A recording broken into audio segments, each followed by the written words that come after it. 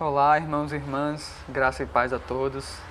Pois bem, vamos dar seguimento, não é, aos nossos estudos que estão ocorrendo na carta do apóstolo Paulo ao jovem Timóteo.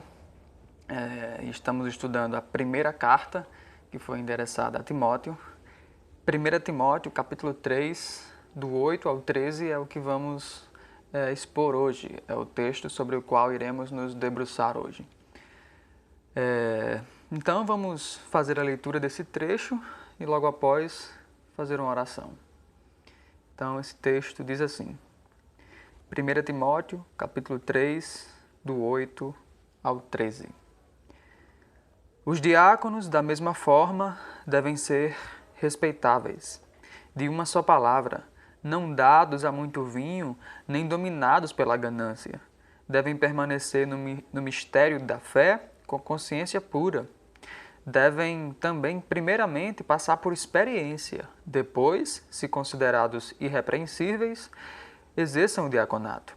As mulheres, do mesmo modo, devem ser respeitáveis, não caluniadoras, moderadas e fiéis em tudo. Os diáconos devem ser maridos de uma só mulher e governar bem os filhos e a própria casa.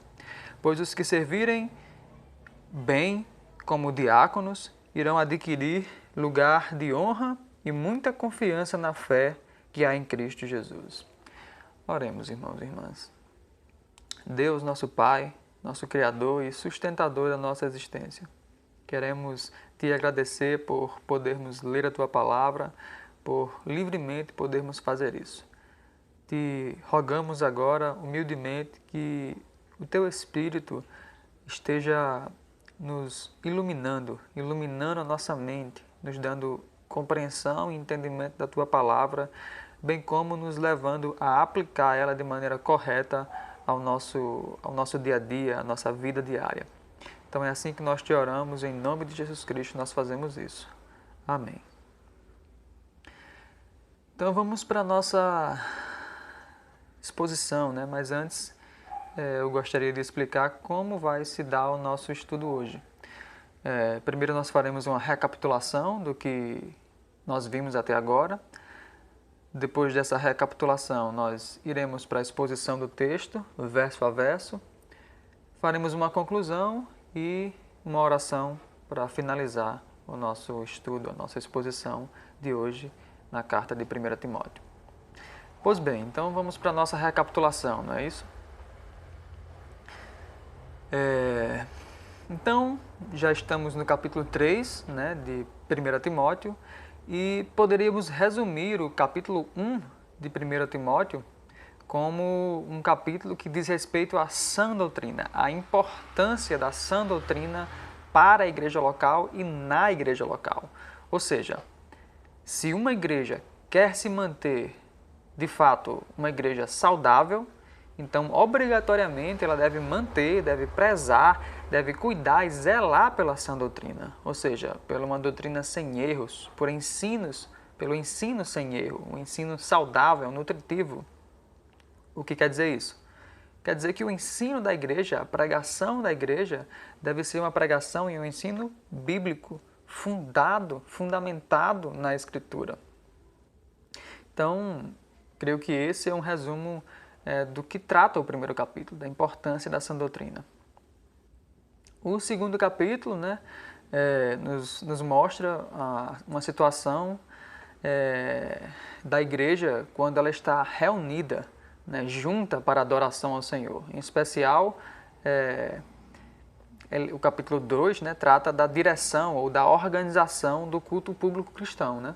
Então, nessa ocasião, na ocasião em que a igreja está reunida para cultuar publicamente ao Senhor, o que deve acontecer? Orações por todas as pessoas, né? E aqui todas as pessoas, como explicou o Júlio, né, que expôs esse texto, não são todas as pessoas individualmente, cada uma das pessoas, porque seria impossível orar por cada uma das pessoas, mas oração por todas as pessoas quer dizer por todos os tipos de pessoas, ou por todas as classes de pessoas, né? Então, primeiro deve-se orar por todas as pessoas, deve-se pregar o Evangelho para todos os povos. A igreja deve estar preocupada em publicamente anunciar o Evangelho para todos os tipos de pessoas também, né?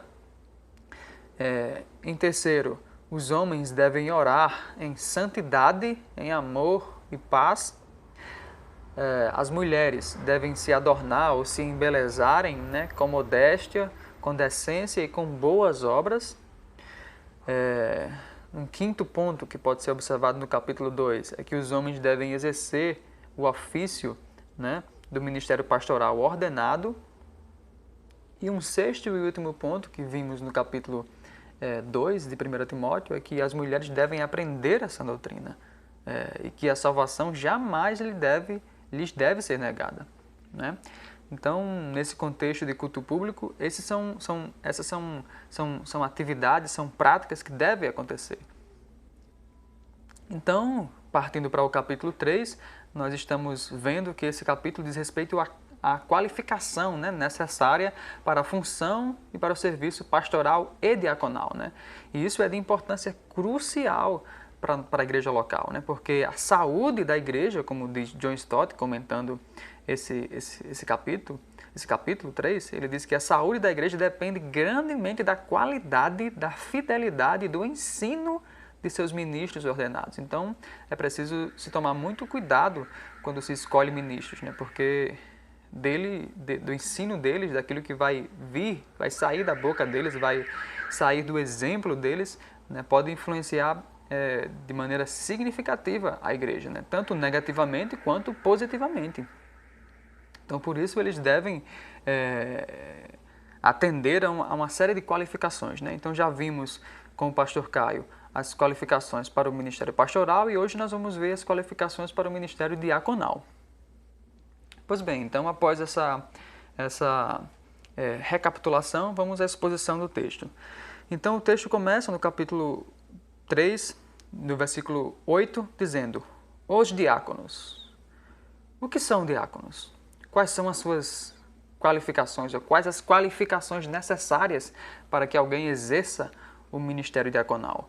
Quais são as funções principais de um diácono? Você que serve hoje como diácono ou como diaconisa, ainda lembra do que isso quer dizer, do que isso significa? Do que significa ser um diácono? Ainda lembra dos textos bíblicos que falam sobre o diaconato? Eles foram lidos para vocês? Eles foram estudados com vocês? Foram expostos? Foram orados com vocês? Bom, de qualquer forma, independente das respostas a essas perguntas, hoje nós vamos dar uma olhada e relembrar um pouco nessa exposição o que é o diácono e quais as funções e qualificações necessárias para o diaconato. Então, a palavra diácono, que aparece aqui no verso 8, os diáconos, ela é a tradução do grego diáconos, e quer dizer servo ou aquele que serve, né? Essa palavra diáconos aparece, né, na Escritura basicamente em dois sentidos. Um sentido geral e um sentido específico. No sentido geral, a palavra diáconos faz referência a todo aquele que é filho de Deus e que o serve. Todo servo de Deus é um diáconos, é alguém que serve a Deus com as suas palavras, com os seus atos, enfim, alguém que serve no reino de Deus é um diácono. Então esse é um uso comum da palavra, um uso geral da palavra. Um segundo uso é um uso mais específico, um uso que poderíamos dizer técnico, é um uso que faz referência a um oficial da igreja, que é o diácono, né? Ao oficialato, né, do diaconato. Então, diácono também aparece na Escritura fazendo referência a esse ofício eclesiástico, esse ofício da igreja local, né? Então, o uso geral da palavra diácono, quando se referindo a todos os cristãos, pode ser visto, por exemplo, em Mateus 20 e 26, quando diz a palavra de Deus assim: não será assim entre vocês, pelo contrário, quem quiser tornar-se importante entre vocês deverá ser servo. A palavra que está traduzida por servo aí é justamente diáconos, né? Romanos 13, 4, que é um texto que fala sobre a autoridade governamental, diz assim: pois é serva, ou seja, é diáconos, A autoridade governamental é diáconos de Deus para o seu bem, ou seja, é serva de Deus para o seu bem. Mas se você praticar o mal, tenha medo, pois ela não porta a espada sem motivo. É serva. De novo, a palavra que está sendo traduzida aqui por serva é diáconos. Então ela é serva de Deus, agente da justiça para punir quem pratica o mal. E é uma série de outros textos que a palavra aparece, né? A palavra diáconos aparece com esse sentido geral, né? Como Romanos 15:8, 1 Coríntios 3:5 e alguns outros. E quanto ao significado específico, ou seja, técnico, oficial, fazendo referência ao ofício de diácono na igreja local, ao ofício eclesiástico. Então ele aparece, por exemplo, em Filipenses 1:1, que diz assim: Paulo e Timóteo, servos de Cristo Jesus, a todos os santos em Cristo Jesus, que estão em Filipos, juntamente com os bispos e diáconos. Bispos e diáconos. Diáconos aqui está sendo usado no seu sentido específico, fazendo referência ao oficialato, ao ofício de diácono na igreja local. E outros dois exemplos nos quais aparece a palavra diácono sendo usada como um ofício na igreja local é justamente esses dois textos, esses dois versos aqui de 1 Timóteo, né? 1 Timóteo 3:8 e 1 Timóteo 3:12, né? Ambos iniciam com essa expressão, os diáconos, né?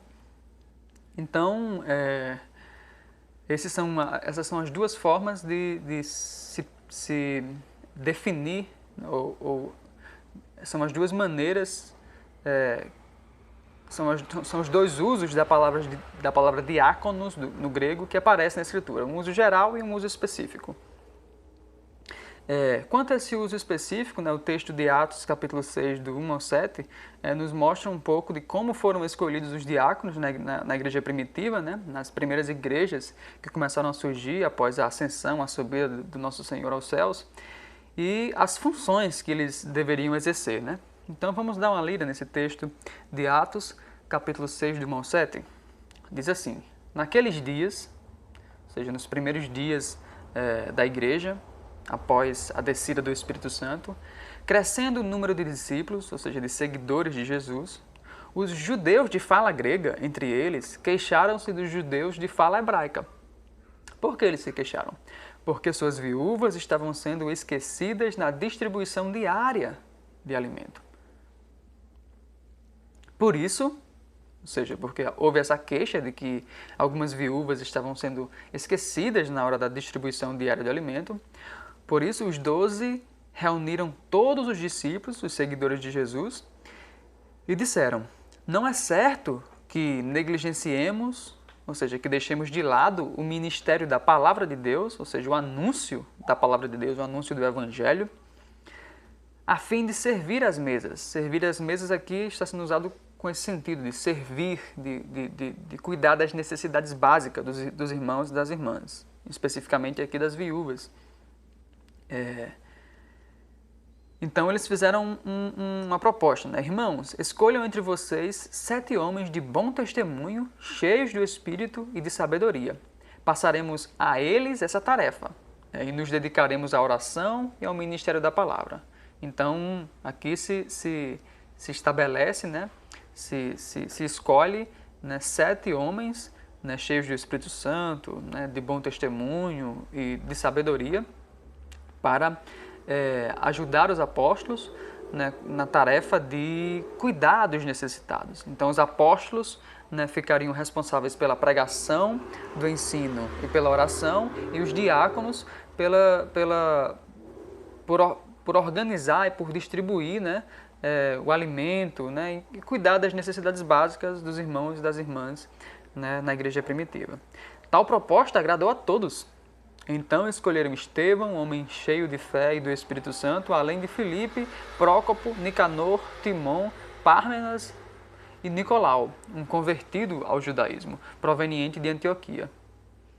Assim a palavra de Deus se espalhava, crescia rapidamente o número de discípulos. Sim, porque os apóstolos não se sobrecarregaram com uma com uma segunda atividade, que seria a de distribuição de alimentos ou o cuidado com os necessitados. Eles focaram na sua atividade principal, o ministério da palavra e a oração, e os diáconos focaram também na sua atividade. Então, os dois grupos juntos, né, focando nas suas devidas responsabilidades e funções, a consequência disso era que a palavra de Deus se espalhava, né? Crescia rapidamente o número de discípulos em Jerusalém, né?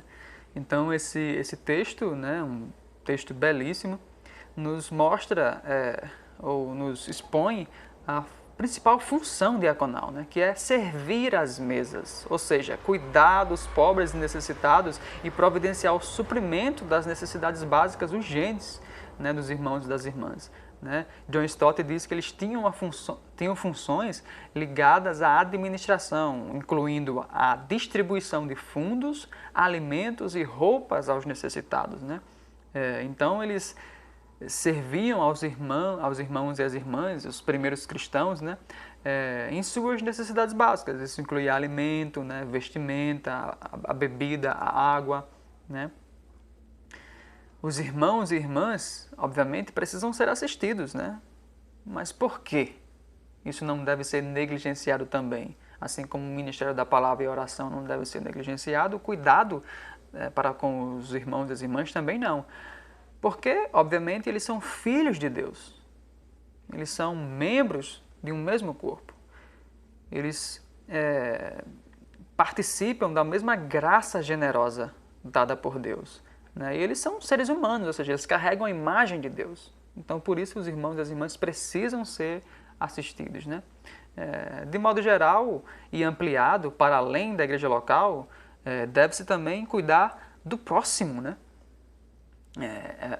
Deve-se se suprir também as necessidades básicas do outro, né? Do outro mais distante. Né?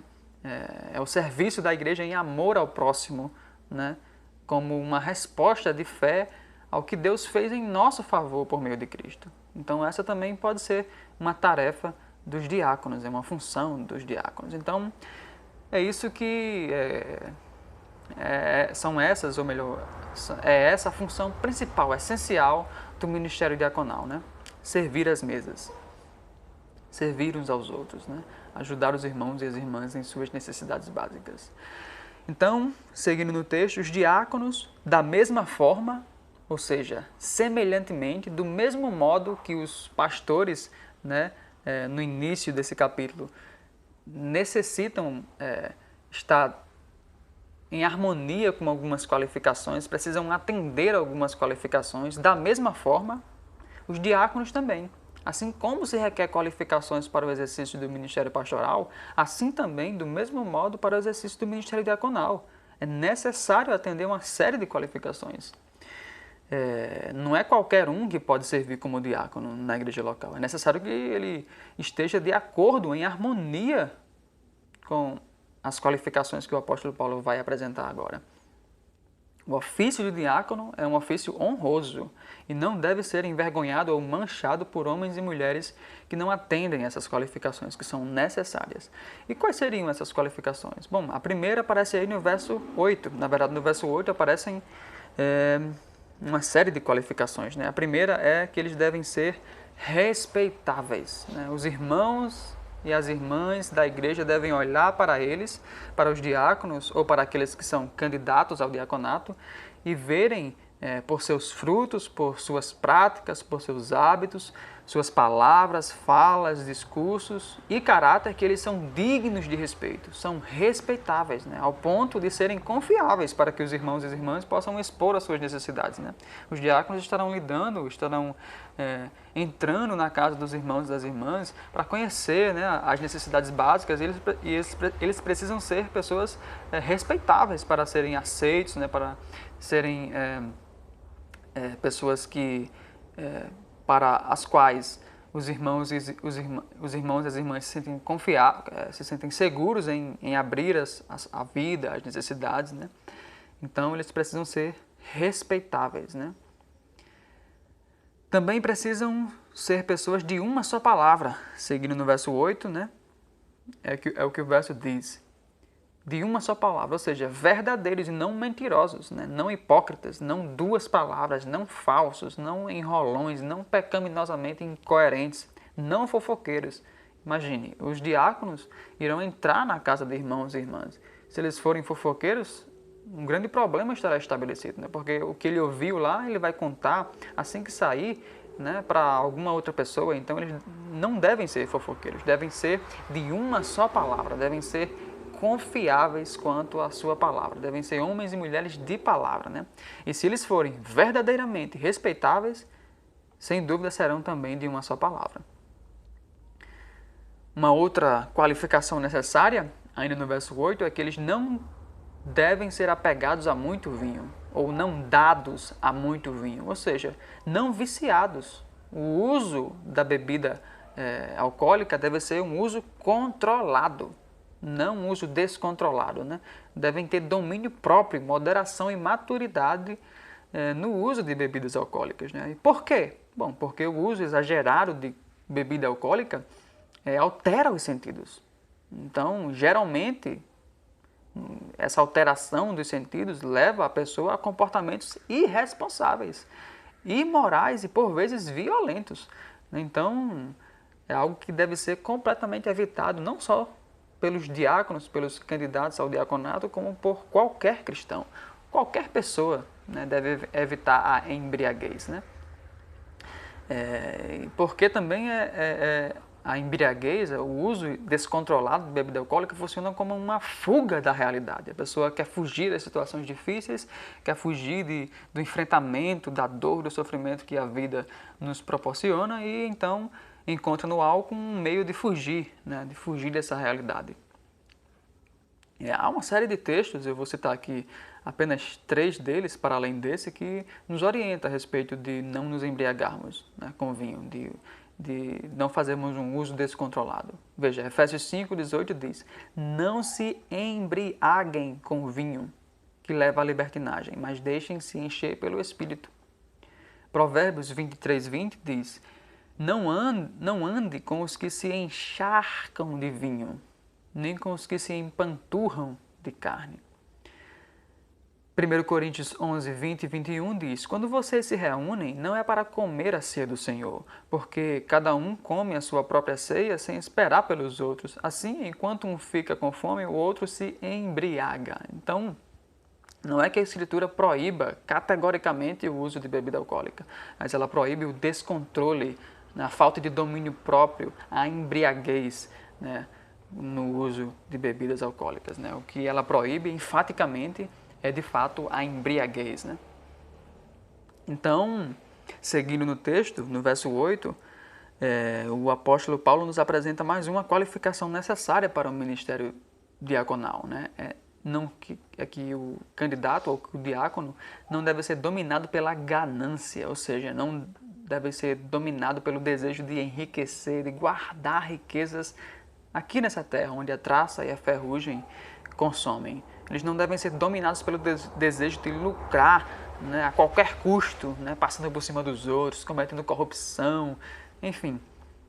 Não devem ser apegados com forte amor ao dinheiro. É isso que nos ensina 1 Timóteo, né, 6:10, por exemplo. Ele nos diz: porque o amor ao dinheiro, veja, porque o amor ao dinheiro. O problema não é o dinheiro em si, mas é o amor, o apego exagerado ao dinheiro. É a raiz de todos os males. E por causa dessa cobiça, alguns se desviaram da fé e se torturaram com muitas dores. Então, um candidato ao diaconato ou um diácono não deve ser apegado ao dinheiro, não deve ter amor ao dinheiro, né? Diáconos normalmente lidam com muitos recursos para administrarem aos necessitados, né? Dinheiro, roupas, utensílios domésticos, enfim, uma série de recursos, né, que eles precisam administrar e dividir entre os irmãos, né? Servir aos irmãos. Então imagina, se eles forem apegados, né, a coisas, a recursos, a dinheiro, vão certamente se embriagar nisso, né? Cometer uma série de pecados e delitos. Então, que não estejam, né, no ministério pensando em ganho pessoal, mas em, de fato, servir às mesas. Então, até agora, resumindo, esse verso 8, nós vimos 4 qualificações exigidas, né? 4 qualificações necessárias. Primeiro, respeitáveis, de uma só palavra, não dados a muito vinho e não gananciosos. Então, seguindo para o verso 9, o apóstolo Paulo diz: devem permanecer no mistério da fé. Que mistério é esse? Para permanecer nesse mistério, eu preciso saber que mistério é esse, né? Veja, esse é um mistério revelado. É um mistério que já foi revelado. E é o Evangelho, que antes estava oculto, mas que agora já foi revelado, né? Veja, Efésios 3, do 8 ao 11, nos explica isso. Ele diz assim: embora eu seja o menor dos menores dentre todos os santos, foi-me concedida esta graça de anunciar aos gentios as insondáveis riquezas de Cristo e esclarecer, tornar claro a todos a administração deste mistério, que durante épocas passadas foi mantido oculto em Deus e criou todas as coisas. Que mistério é esse? O mistério era as insondáveis riquezas de Cristo. E quais são as insondáveis riquezas de Cristo? É tudo aquilo que emana do Evangelho. A graça que emana do Evangelho, que estava oculta em tempos passados, mas que agora estava sendo revelada. E a intenção dessa graça, continuando a leitura de Efésios 3, do 8 ao 11, a partir do verso 10, a intenção dessa graça que estava oculta era que agora, mediante a Igreja, a multiforme sabedoria de Deus se tornasse conhecida dos poderes e autoridades nas regiões celestiais. A multiforme sabedoria de Deus é revelada no Evangelho, no plano de salvar todo aquele que o Pai deu a Cristo. Um outro texto também que nos ajuda a entender esse mistério revelado é Romanos 16, do 25 ao 26, que diz: ora, aquele que tem poder para confirmá-los pelo meu Evangelho e pela proclamação de Jesus Cristo, de acordo com a revelação do mistério oculto nos tempos passados, mas agora revelado e dado a conhecer pelas Escrituras proféticas, por ordem de Deus eterno, para que todas as nações venham a crer nele e a obedecer-lhe. Ora, isso aqui que era um mistério que agora estava sendo revelado e no qual as nações deveriam crer, é justamente o Evangelho de Jesus Cristo. Há ainda outros textos que falam a respeito desse mistério revelado. Efésios 1, do 9 ao 11, por exemplo, Colossenses 1, do 25 ao 27 e 1 Pedro 1, do 18 ao 20, caso os irmãos queiram ler, né? Então, o mistério era o Evangelho que estava sendo dado não só aos judeus, mas também aos gentios. E isso era um mistério no passado, mas agora estava sendo revelado, estava se tornando claro mediante a pregação do apóstolo Paulo, e hoje em dia está muito mais claro ainda, na medida em que a igreja continua anunciando a mensagem apostólica, a mensagem dos apóstolos, o Evangelho de Jesus Cristo. Então, mistério aqui é aquilo que ainda não havia sido revelado, mas agora estava sendo revelado no Evangelho do nosso Senhor Salvador Jesus Cristo. A fé, né? A fé é o Evangelho. É a soma total de todas as verdades reveladas, né, no Evangelho. Então, o mistério da fé é isso, é o mistério do Evangelho. Um diácono deve ter firmeza no Evangelho e conhecê-lo bem para aplicá-lo às situações de sofrimento, de dor, de escassez, de enfermidade e uma série de outras dificuldades que irá enfrentar no serviço ou exercício de sua função, né? Então, esse é o mistério da fé, é o Evangelho de Jesus Cristo, é a boa nova de que, para não ter que receber a ira e a justiça, a santa justiça de Deus, Jesus Cristo recebe ela no nosso lugar, né? E isso é tanto para judeus quanto para gentios. Então, continuando ainda no verso 9, né? A outra parte do verso 9 que diz: com consciência pura, ou seja, devem permanecer no mistério da fé, que é o Evangelho, e devem permanecer com consciência pura, ou seja, com uma consciência que não lhe acusa de falar uma coisa e viver outra, né? Mas uma consciência limpa quanto à coerência entre o que fala e o que vive, e vice-versa. Isso quer dizer uma vida em harmonia com o Evangelho. Significa permanecer no Evangelho e viver como alguém que de fato permanece no Evangelho, né? Não com uma consciência que o acusa de estar vivendo completamente fora da palavra de Deus, completamente em discordância, em incoerência com o Evangelho. Então, devem permanecer no mistério da fé com consciência pura. Seguindo para o verso 10, né, que diz o seguinte: devem também primeiramente passar por experiência. Veja, os candidatos ao diaconato, né, devem ser experimentados, tanto para ganharem experiência quanto para que a igreja possa conhecer e testar as qualificações necessárias para o diaconato. Perceber, ver mesmo se ele tem as qualificações necessárias para o exercício da função, né? É necessário conhecer a pessoa antes de impor as mãos, para saber se ela está apta, né, para o serviço diaconal, né? O candidato ao diaconato deve passar por exame cuidadoso para ter o seu caráter, as suas crenças e os seus dons avaliados pela igreja, né? E depois, se considerados irrepreensíveis, exerçam o diaconato. Só depois, né? Só depois de testados e aprovados, né, devem então exercer o ministério. Veja, o teste e a avaliação não são durante o exercício do diaconato, mas antes da ordenação, né?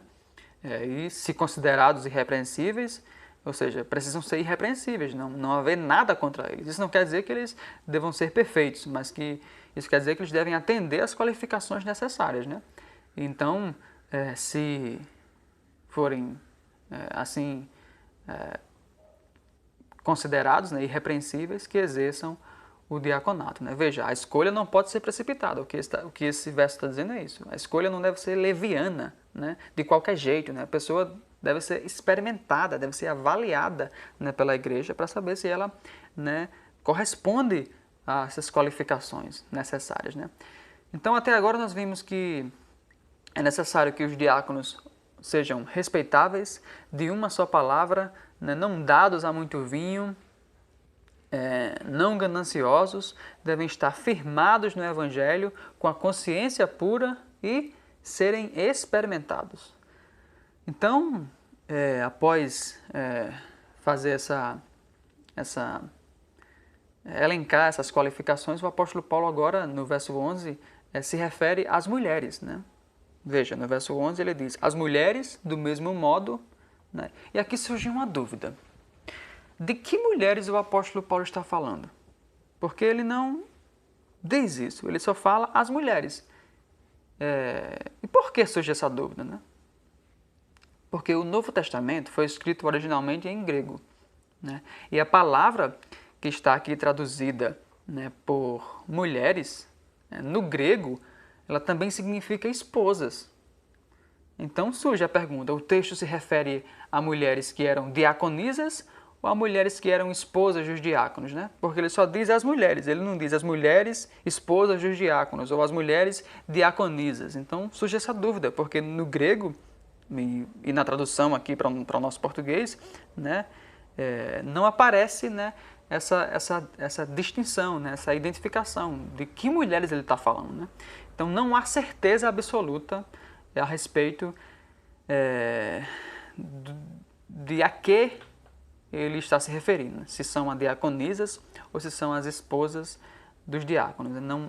Infelizmente não há certeza nesse ponto, né? Então tem se oferecido no mínimo 4 maneiras de lidar com essa dificuldade, né? E antes de apresentar essas 4 maneiras de entender esse texto, essas quatro tentativas de interpretar esse texto, eu vou fazer uma observação, né? Porque se você nunca viu nenhum estudo, né, sobre esse texto, você pode se assustar com a discordância, né, a respeito dele. Mas fique tranquilo, né? Não há motivo para pânico, né? Nenhuma doutrina central do Evangelho estará em jogo aqui. Nenhuma. Então não fiquem assustados, tá? Com a discordância que há entre vários intérpretes. São intérpretes que são piedosos, cristãos, sinceros, né? Que discordam nesse ponto aqui, mas é em razão dessa dificuldade mesmo de que o texto grego não especifica, né? Certamente, quando essa carta foi lida por Timóteo, foi lida na igreja local, os irmãos e as irmãs de lá entenderam rapidamente. Nós é que estamos distantes no tempo e algumas coisas nos passam despercebidas. Então, por isso, essa discordância, mas nenhum ponto central do Evangelho vai estar em jogo nessa discordância, tá? Então, existem pelo menos 4 maneiras de lidar com esse texto. A primeira é a seguinte. O que significa então as mulheres? A primeira resposta seria: Paulo pode estar se referindo às esposas dos diáconos, né? Por que se coloca essa possibilidade? Porque ele não as chama de diaconisas ou de servas. Veja, o texto diz as mulheres e depois segue dizendo, do mesmo modo, ele não distingue essas mulheres, ele não diz as mulheres diaconisas. Então, essa é uma primeira questão que favorece nessa possibilidade, que o apóstolo Paulo pode estar se referindo às esposas dos diáconos. Né? Elas estão entre referências aos diáconos, né? Então essa é uma segunda, pode ser encarada como uma segunda evidência para apoiar essa ideia de que aqui são mulheres esposas de diáconos, porque o verso 10 está falando de diáconos, aí o verso 12 está falando de diáconos, e entre esses dois versos aparecem essa citação às mulheres. Então, os irmãos e as irmãs que apoiam essa primeira opção entendem que esse é um argumento, é um indício de que ele está falando das esposas dos diáconos, né? Outro ponto é que não há, outro argumento dentro desse primeiro ponto é que não há uma referência a que elas devessem ser esposas de um só homem, né? Para os pastores se exige que eles sejam maridos de uma só mulher. Para os diáconos também, no verso 12. E por que para essas mulheres ele também não exige? Então, se ele não exige, então provavelmente elas não eram diaconisas, então deveriam ser as esposas dos diáconos, né? Só que contra, né, esse primeiro ponto, existem 2 possíveis evidências. A primeira é que ele emprega a expressão é necessário, ou seja, do mesmo modo, que aqui nessa versão que eu estou lendo, Almeida 21, traduziu do mesmo modo, ou seja, do mesmo modo que existem qualificações para o pastorado, do mesmo modo que existem qualificações para o diaconato, assim também há uma série de qualificações para essas mulheres. Então, acho que elas não eram. Então, essa posição diz que, acho que elas não eram somente as esposas dos diáconos, elas eram também, provavelmente, diaconisas, né? E por isso eles dizem que, provavelmente, essas mulheres não eram as esposas dos diáconos. Então, essa é a primeira opção, né? Uma primeira interpretação. Uma segunda interpretação, né, é que Paulo está se referindo a todas as mulheres da igreja, né? Só que contra essa segunda opção, né, se tem dito que é bastante estranho que ele tenha colocado instruções para todas as mulheres no meio de instruções aos diáconos. Tá certo, era comum que o apóstolo Paulo mudasse de assunto, né, nos seus textos, né, mas não tão drasticamente assim. Né? Ele está falando de diáconos e, de repente, ele mudaria para falar de todas as mulheres da igreja e voltaria a falar do ofício de diaconato. Então, tem se dito que é uma mudança de assunto muito drástica, né, para se apoiar, né, firmemente nessa segunda opção. Né? Então, a primeira opção é que essas mulheres provavelmente seriam as esposas dos diáconos. A segunda é que seriam as mulheres da igreja toda. Né? Essa segunda opção não tem tanta força, mas é uma terceira maneira que se tem interpretado esse texto. Né? Que essa terceira diz que Paulo pode estar se referindo às assistentes dos diáconos. Né? Então, eram mulheres piedosas, que prestavam assistência em obras de misericórdia aos necessitados das igrejas, né? Então, havia essas mulheres piedosas nas igrejas apostólicas, nas primeiras igrejas. Elas não eram ordenadas como diaconisas, por isso que não aparece aqui dizendo mulheres diaconisas. e que ajudavam os diáconos nas suas obras de misericórdia, né? Trabalhando diariamente, né? Ou melhor, diretamente, né? Com as mulheres carentes e necessitadas.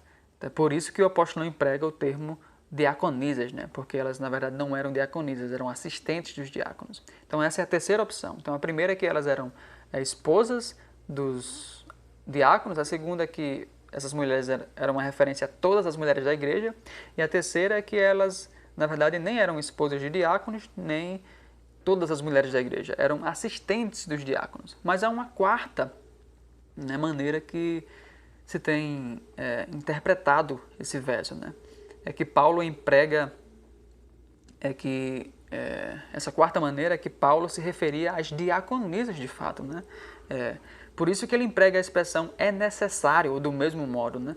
Porque ele estava indicando que era uma função, que era algo oficial de fato, né? Assim como era necessário qualificações para o ministério pastoral, era também necessário qualificações para que o homem exercesse o diaconato e qualificações para que a mulher exercesse o diaconato. Então, essa é a quarta, né? É a quarta posição a respeito desse texto, né? Esse texto se referia a, de fato, diaconisas, né? Porque ele emprega essa expressão, é necessário, porque seria estranho ele mencionar as esposas dos diáconos, uma vez que não mencionou as esposas dos pastores e nem mencionou características ou qualificações para ela. Então, aqui, na verdade, não seria, então, as esposas dos diáconos, seriam diaconisas de fato, porque se está exigindo qualificações dessas mulheres, né?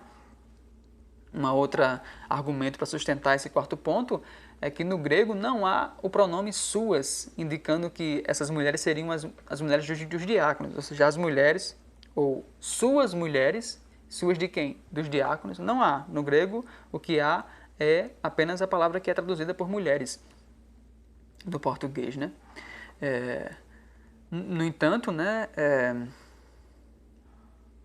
seria no mínimo estranho que o apóstolo Paulo, não empregou o termo apropriado para descrever a função delas, né? Diaconisas, né? Já que era um termo que existia na época, né? Então, um argumento contrário, né, a essa quarta posição é esse, né? Que ele não usou o termo adequado, né? Não usou o termo diaconisas, né? Mas as qualidades de caráter, né, requeridas às mulheres em 1 Timóteo 3,11, né, também são obrigatórias para os presbíteros e diáconos, o que faz sentido se referir a uma qualificação oficial, né? Assim como os diáconos devem ser dignos de respeito, também as mulheres diaconisas devem ser dignas de respeito. Os presbíteros devem ser sóbrios e as mulheres diaconisas também devem ser sóbrias. Então, esse é um outro argumento para apoiar, né, essa quarta opção, né? Então, outras duas qualidades de caráter que são exigidas aqui em 1 Timóteo 3,11, né, as diaconisas, são que elas não devem ser maldizentes e devem ser fiéis, né? Então, são qualificações, né, que seriam para as diaconisas, né? Tais qualificações, então, apontariam para um ofício, né, para algo oficial, né? Então, as mulheres, de acordo com essa quarta opção, podem servir como diaconisas, porque o ofício diaconal é servir e não liderar, como é o de pastor. Então, os diáconos não ensinam nem exercem autoridade, né, mas ajudam no ministério da igreja. Então, dependendo da escolha, né, da forma de interpretar esse texto, se chega a uma conclusão, se é permitido ou não às mulheres exercerem o diaconato, né? Pensamos que é possível, né? Porque não é exigido no diaconato a função de serem aptos para ensinar, ou a qualificação de serem aptos para ensinar, e o governo da igreja, né? O que é exigido dos pastores. Então, essa é uma função realmente que foi dada, né, e reservada aos homens, né? A de ensinar na igreja e governo de igreja, no sentido de autoridade pastoral, como a gente já viu na exposição de 1 Timóteo, capítulo 2, do 11 ao 15. Isso não quer dizer que as igrejas que discordam, né, nesse ponto estão necessariamente pecando. Não. Né? O Wayne Grudem, um reconhecido teólogo, nesse livro dele, Confrontando o Feminismo Evangélico, Respostas Bíblicas para perguntas cruciais, ele diz o seguinte a respeito desse ponto. há espaço para legítimas diferenças de opinião sobre sobre se mulheres podiam ou não exercer o papel de diáconos na igreja primitiva. Mas em ambos os casos, o ofício de diácono não inclui as responsabilidades de ensino e de governo que Paulo reserva para os homens em 1 Timóteo 2,12. Né? Então esse é um argumento em favor da posição 4, né? Que as mulheres que aparecem aqui são de fato diaconisas. Né? Então, algumas qualificações são exigidas, ou seja, é necessário que elas tenham algumas qualificações, como já foi falado rapidamente agora há pouco. Né? Elas devem ser respeitáveis, ou seja, dignas de respeito, né? Como vimos como vimos atrás, né? Em referência aos diáconos. Elas não devem ser caluniadoras, ou seja, devem ter controle da língua, né? Daquilo que dizem, que falam. Portanto, não devem ser maldizentes nem fofoqueiras, né? Assim como nós vimos a respeito dos diáconos. Devem ser moderadas, ou seja, sóbrias, equilibradas, né? Em vez de impulsivas e descontroladas, e fiéis em tudo, né? Dignas de confiança, confiáveis. Né? Então, independentemente de a quem o apóstolo Paulo estava se referindo, se eram a esposas de pastores, a diaconisas, a assistentes de diáconos, né? Essas mulheres deveriam ter essas qualificações. Né? Então, até o momento nós pensamos que ele estava fazendo referência de fato a diaconisas. Então, é exigido das diaconisas, além das demais qualificações, né? Que nós vimos agora, há pouco, essas aqui também. Então, né, no verso 12, o apóstolo Paulo muda, né, novamente, e volta a se referir aos diáconos. Né? No verso 11 ele se refere às mulheres, e aí no 12 ele retorna se referindo aos diáconos, dizendo: os diáconos devem ser maridos de uma só mulher. Ou seja, se eles são casados, devem ser maridos de uma só mulher, devem ter uma relação monogâmica e não poligâmica. Né? Ou seja, devem demonstrar fidelidade conjugal, devem ser fiéis no casamento, fiéis à sua única mulher, fiéis aos seus votos de casamento. O diácono não pode ser infiel à sua esposa. Isso é exigido dos diáconos, né? A fidelidade conjugal. Bom, mas nesse ponto surgem também algumas questões, como por exemplo, um solteiro pode ser diácono? Bom, a resposta é sim, né? Desde que tenha uma vida sexual correta, né? E atenda às demais qualificações necessárias para o diaconato. Tanto Cristo quanto o apóstolo Paulo nos ensinaram que a solteirice ou o celibato é algo bom, é um dom e que alguns são chamados para esse dom, né? Para o dom do celibato, o dom da solteirice. Isso em Mateus 19, do 11 ao 12, está registrado, e em 1 Coríntios 7, do 7 ao 9. Veja, Mateus 19, 12, por exemplo, diz: alguns são eunucos, ou seja, celibatos, né? Chamados para a solteirice, porque nasceram assim. Outros foram feitos assim pelos homens. Outros ainda se fizeram eunucos por causa do reino dos céus. Quem puder aceitar isso, aceite. São palavras de Cristo, em Mateus 19, 12.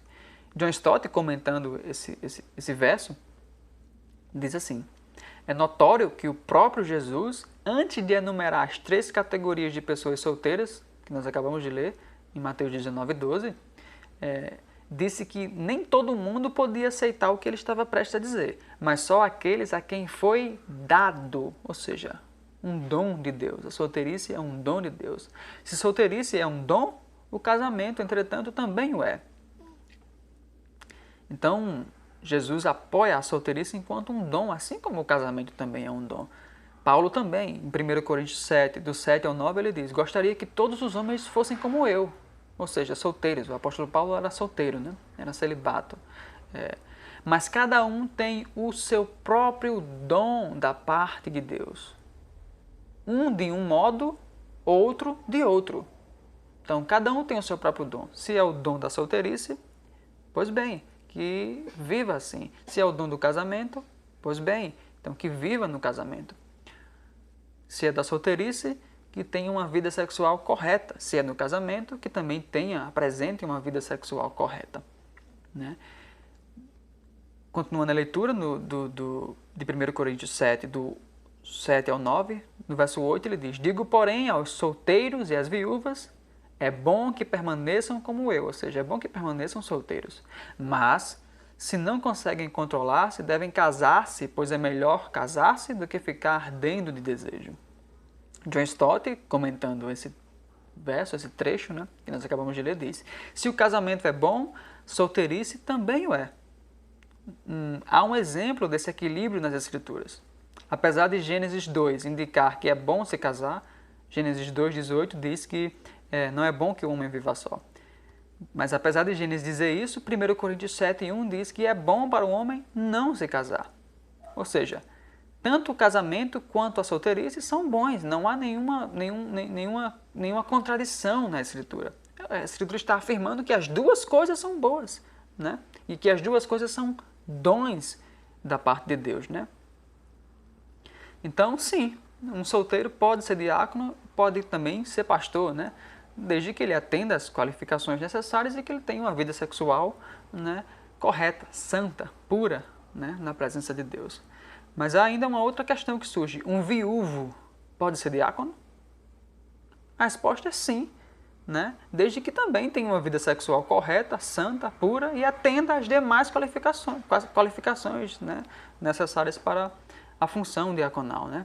Veja, os viúvos, eles podem permanecer solteiros ou casar-se novamente. Esse texto que a gente leu agora há pouco, de 1 Coríntios 7, do 7 ao 9, diz exatamente isso. O verso 8 diz: digo, porém, aos solteiros e às viúvas, é bom que permaneçam como eu, ou seja, solteiros. Então, eles podem permanecer solteiros se quiserem, né? Mas, se não conseguem controlar-se, né, devem casar-se, pois é melhor casar-se do que ficar ardendo em desejo. Ou seja, eles também podem casar. Então, os viúvos podem permanecer solteiros ou podem casar novamente, né? Veja, 1 Coríntios 7, né, o 39, diz assim: a mulher está ligada a seu marido enquanto ele viver, mas se o seu marido morrer, ela estará livre para se casar com quem quiser, contanto que ele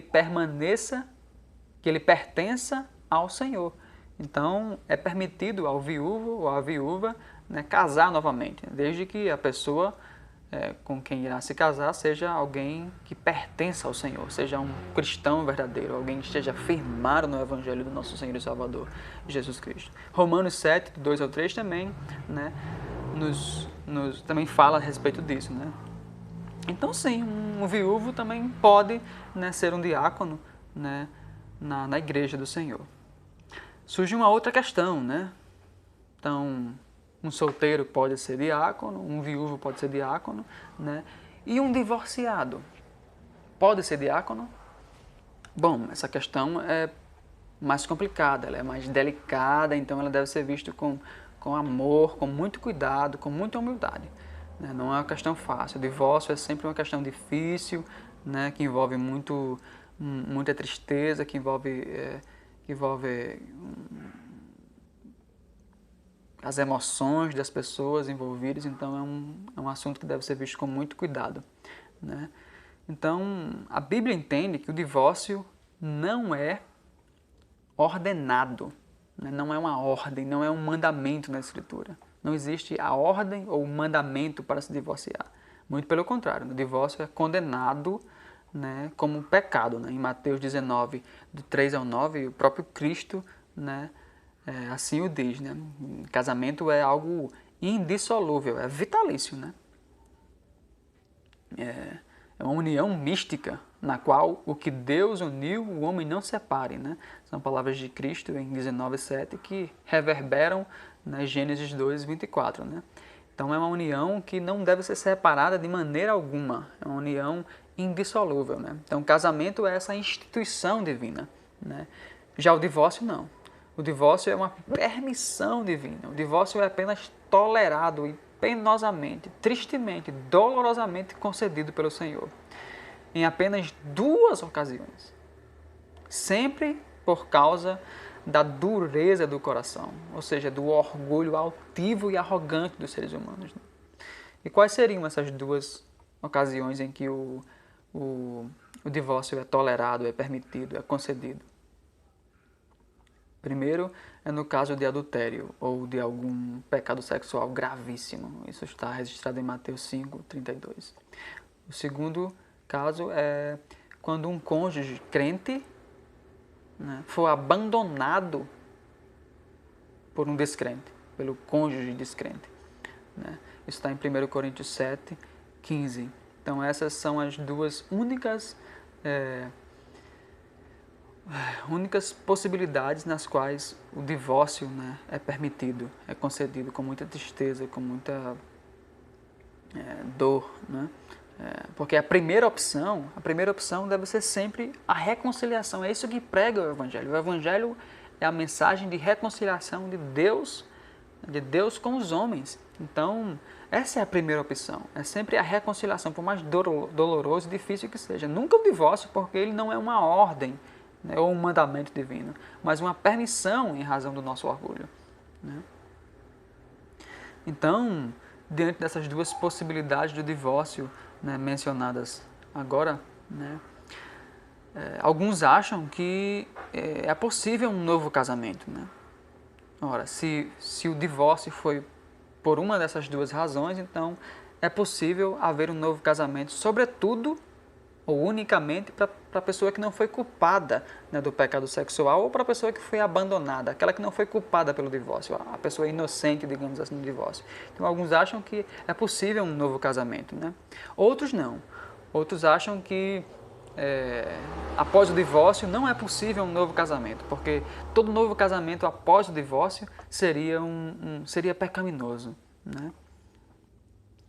Então, os que acham que é possível um novo casamento após o divórcio, acham também que é possível, né, servir como diácono, né? Uma vez que a Escritura permite, né, tristemente, dolorosamente, com muito pesar, que em 2 ocasiões seja possível o divórcio. Então, se ela permite nesse momento, então é possível que divorciados com um novo casamento, desde que esse casamento seja um casamento santo, é possível que eles sirvam como diáconos. Outros não, né? Outros acreditam que não, que pessoas que se divorciaram, que casaram novamente, não deveriam, né, servir como diáconos na igreja. Mas, independente das discordâncias nesse ponto, né, o ponto central do verso 12 é que os diáconos devem ter uma vida familiar exemplar, sendo marido de uma só mulher, governando e cuidando bem dos filhos e da casa, ou seja, da família, sem pretextos para o pecado.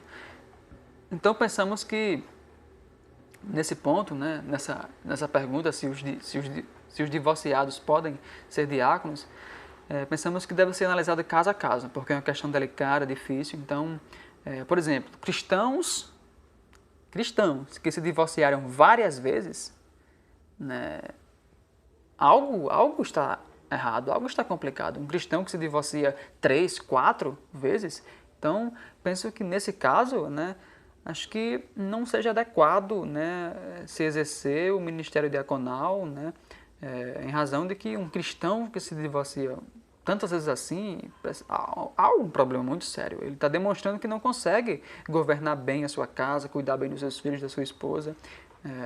Enfim, há algum problema, né?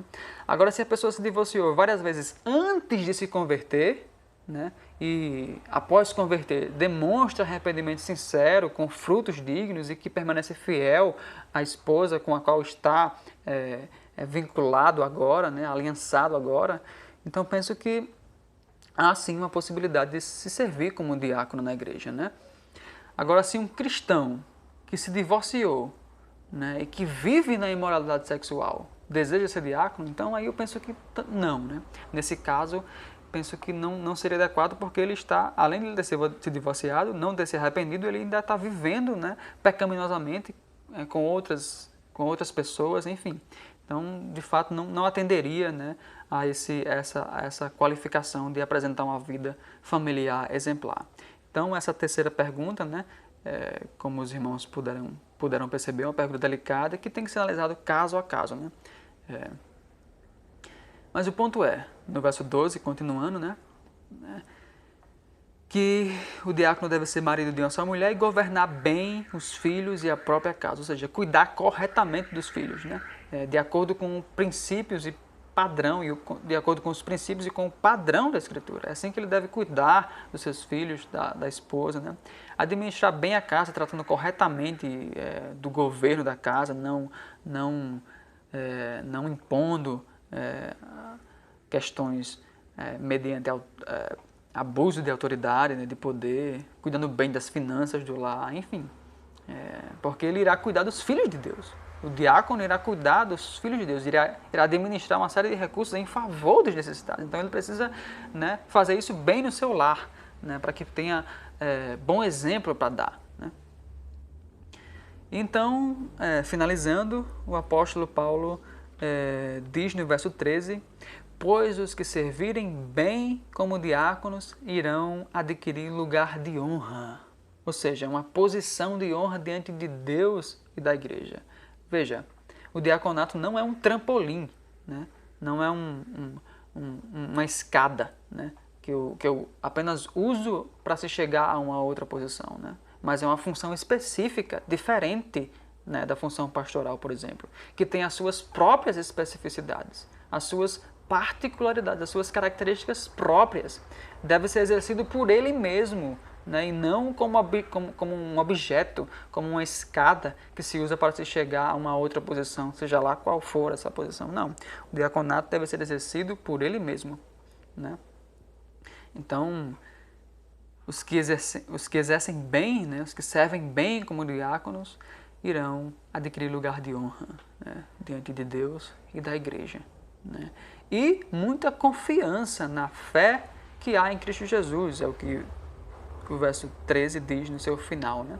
Ou seja, crescimento da confiança, né, em Cristo Jesus, porque os diáconos verão o Senhor cuidando providencialmente através do serviço do ministério diaconal, então serão levados a confiar ainda mais nos atos providenciais do Senhor. Né? Então esse verso 13 encerra, né, com um incentivo, com um encorajamento ao diaconato. Olha, se vocês servirem bem como diáconos, irão adquirir lugar de honra e muita confiança na fé, né, que há em Cristo Jesus. Né? Esse é um verso que o apóstolo Paulo usa para incentivar, né, os candidatos ao diaconato e os diáconos que já exercem, né, a sua função. Né?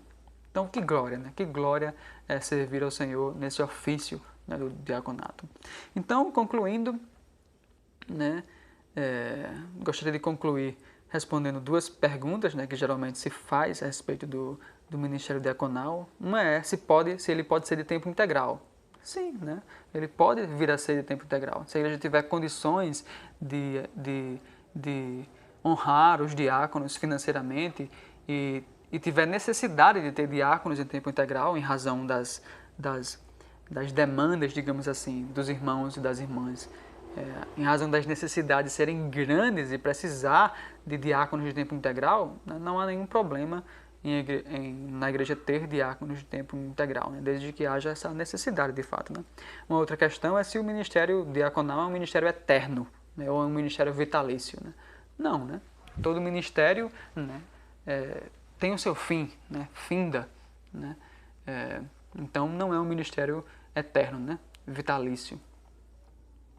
Certamente o dom é eterno, né? Mas chega um momento em que ele não mais será exercido, sobretudo quando a igreja ascender aos céus, se encontrar com Cristo. Né? A necessidade, né, dos dons já não será mais evidente. Né? Estaremos face a face com Cristo, os irmãos e as irmãs estarão sendo servidos, estarão adorando a Deus pessoalmente. Então, o que vimos, né, nesse capítulo 3 até agora foram os dois ministérios ordenados da igreja, ou seja, o oficialato da igreja local, o pastorado e o diaconato. Né? O que não quer dizer que não existam outras maneiras de se servir a Deus, né, para além dessas. Na verdade, para um verdadeiro cristão, um verdadeiro seguidor e discípulo do Mestre, tudo o que se faz na vida, desde que esteja, obviamente, em harmonia correta com o caráter de Cristo, é uma maneira de servir e adorar a Deus. Né? Essas duas formas de se servir a Deus aqui são são 2 ofícios da igreja local, mas há uma série de outras coisas para se fazer, não só na igreja, mas no mundo, né? Em adoração, em serviço a Deus. Tudo que você faz ou vier a fazer pode ser feito como serviço ao Senhor, como adoração ao Senhor, desde que seja algo correto, desde que seja algo santo, em harmonia com o caráter de Cristo, né? Então, encerrando de fato, que bom, irmãos e irmãs, saber que Deus não nos deixou às cegas, sem saber como organizar a igreja dele. Veja, 1 Timóteo 3,15 diz, né? 1 Timóteo 3,15, vamos ler o 14 também, diz assim: mesmo esperando encontrar-te em breve, isso é Paulo falando para Timóteo, escrevo-te estas coisas, para que, se eu demorar, saibas como se deve proceder na casa de Deus, que é a igreja do Deus vivo, coluna e alicerce da verdade. Deus nos ensinou como proceder na igreja do Senhor, como organizá-la, né? E o que devemos fazer? A igreja deve, primeiramente, né, permanecer fiel e zelar pela mensagem dos apóstolos de Cristo, que é essa sã doutrina revelada na Escritura. Deve ordenar pastores qualificados para liderar, pregar, ensinar, aconselhar e disciplinar a igreja. E também deve ordenar diáconos para organizar e servir os irmãos e as irmãs em suas necessidades básicas.